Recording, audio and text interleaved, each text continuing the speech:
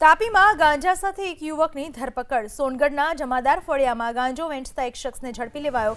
જીતેશ ઉર્ફે કાલિયો ગામિત નામના યુવકની ગાંજા સાથે ધરપકડ કરાઈ। પોલીસે 2.98 લાખનો ગાંજાનો જથ્થો જપ્ત કર્યો। ગાંજો આપનાર શખ્સને પોલીસે જાહેર કર્યો વોન્ટેડ।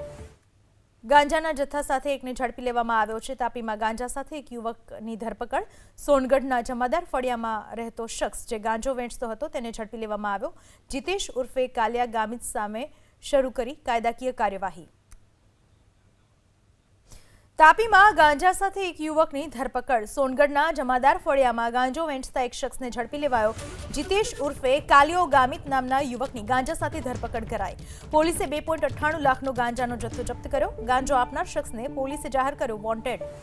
ગાંજાના જથ્થા સાથે એકને ઝડપી લેવામાં આવ્યો છે। તાપીમાં ગાંજા સાથે એક યુવકની ધરપકડ। સોનગઢના જમાદાર ફળિયામાં રહેતો શખ્સ જે ગાંજો વેચતો હતો તેને ઝડપી લેવામાં આવ્યો।